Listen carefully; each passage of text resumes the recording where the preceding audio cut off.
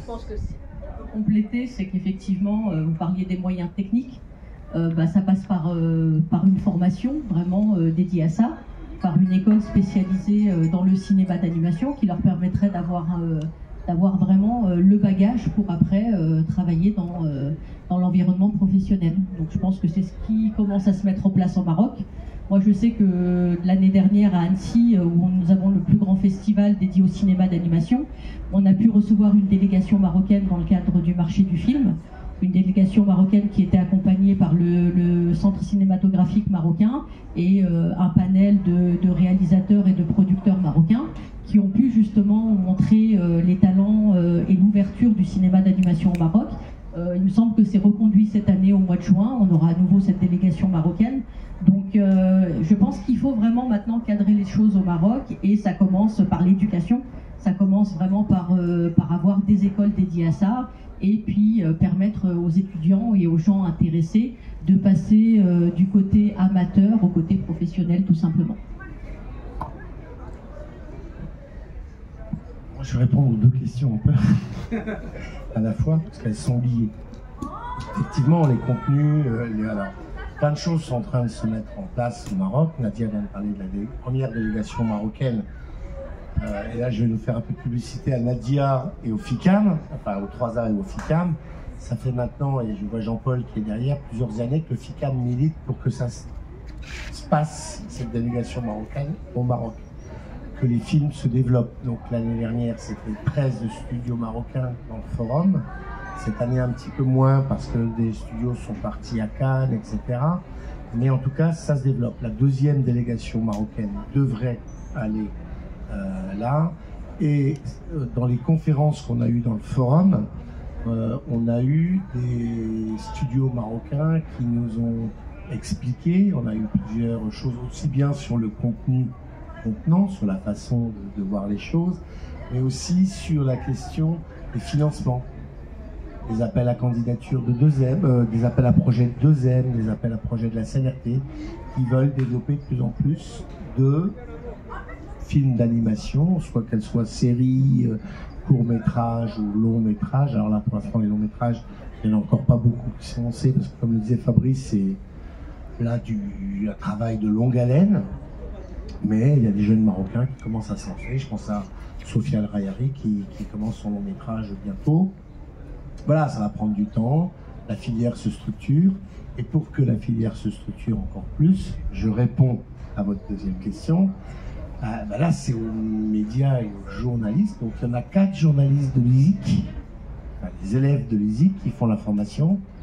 Alors, je ne sais pas ce qu'ils ont choisi, c'est l'animation 2D, 3D ou le storyboard. En tout cas, on forme tous les ans 4-5 jeunes de l'ISIC, donc l'École supérieure de la formation et de la communication, qui participent aux formations.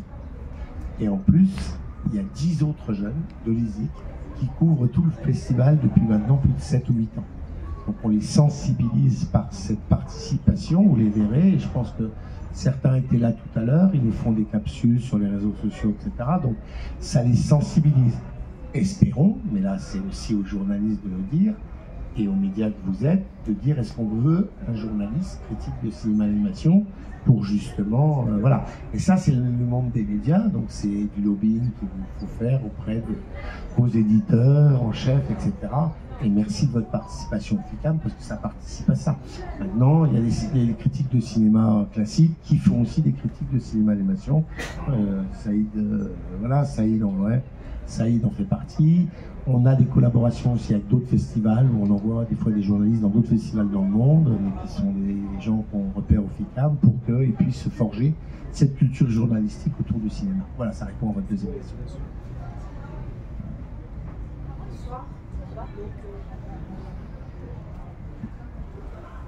Bonsoir, Ahlam Mahjoub, je suis productrice de films de dessin animé en Tunisie. Donc je voulais juste vous remercier parce que là, vous nous avez donné une idée de ce qui se passe au Maroc, parce que précisément les écoles font foison, alors que chez nous, quand on a envie de faire ce genre de choses, il faut vraiment, donc c'est soit à la fac, quelques cours qui sont dédiés au dessin animé.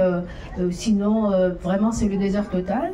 Et puis également, du point de vue scénario ou autre, il n'y a aucun scénariste qui écrit quelque chose pour le dessin animé. Donc là, c'est pratiquement quand on a envie de faire un film de dessin animé, on fait tout. Donc on fait le scénario, le découpage, le storyboard, et puis bien sûr après la fabrication.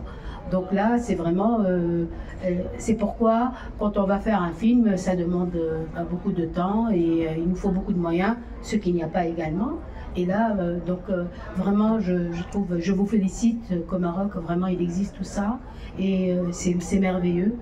Ça va avancer, heureusement. Et c'est pourquoi, bon, ça serait vraiment énorme s'il y aurait quelque chose de ça en Tunisie. On espère le faire, mais bon. Voilà, merci. C'était juste une petite précision. Et puis, pour vous remercier pour tout ce que vous faites pour les jeunes, c'est magnifique. Nous avons fait quelques ateliers. Il y a des jeunes qui auraient souhaité finaliser quelque chose, mais il n'y a jamais rien, malheureusement, parce qu'il n'y a aucun soutien. Alors, je me permets juste d'intervenir parce que j'ai une expérience en Tunisie sur plusieurs années où on a travaillé avec l'Institut français de Tunis, qui nous a permis de faire ce qu'on appelle la route du cinéma, où on est monté dans un 4x4 avec du matériel dédié au cinéma d'animation. Et puis on s'est baladé dans toutes les plein de villes du désert tunisien pour justement permettre à des jeunes de découvrir le cinéma d'animation. Alors bien évidemment, on était juste sur un événement isolé, voilà. Ils se sont amusés à découvrir la technique du dessin animé, ils ont pu voir ce qu'était la table lumineuse, ils ont pu toucher l'outil, travailler avec les logiciels, comprendre que le cinéma d'animation était à base de photos, mais on est bien sûr, c'était pas quelque chose de... voilà, on n'était pas sur un événement important et qui est devenu récurrent. Donc je pense qu'il faut peut-être initier les choses. Je sais que vous avez aussi, alors nous on a beaucoup collaboré en Tunisie avec une école qui est située à Nabeul et qui a aussi une antenne à Tunis qui s'appelle Netinfo, qui œuvre quand même pas mal pour la jeunesse et pour le cinéma d'animation, alors peut-être un peu plus spécialisé en 3D, mais ils ont quand même quelque chose autour de l'éducation à l'image qui est importante. Donc je pense, voilà, après c'est comme au Maroc, hein, il faut avoir de la volonté, il faut être initiateur, incubateur et permettre après justement d'amener le cinéma d'animation là où ça n'existe pas. Mais après je pense que les pouvoirs publics peuvent être sollicités, ça prend du temps. Mais en France la culture elle aussi régresse, hein, c'est malheureux à dire. Donc c'est un cas général, mais voilà, il faut peut-être essayer de tenter des choses. En tout cas, nous on serait ravis de vous accompagner dans ce type de choses. Oui, je veux profiter un peu de l'occasion pour demander à M. Fabrice, vous en êtes avec les jeunes talents que vous avez pris en charge ces 2 dernières années, parce que j'étais vraiment des jeunes talentueux. Est-ce qu'il y a toujours un suivi ou non? Je ne sais pas, on ne sait plus où vous en êtes avec ces jeunes. Merci. C'est une bonne question, une bonne réflexion, mais oui, on essaye de le suivre de la meilleure des manières possibles, mais c'est le FICAM, notre métier, c'est d'être une plateforme d'échange. Et on n'est pas une maison de production, on n'est pas réalisateur, on donne un environnement, on essaye avec les amis du FICAM, dont Nadia est depuis 15 ans, 20 ans même, peut-être maintenant, 15 ans, c'est pas mal, de créer l'environnement pour que les choses avancent et se développent.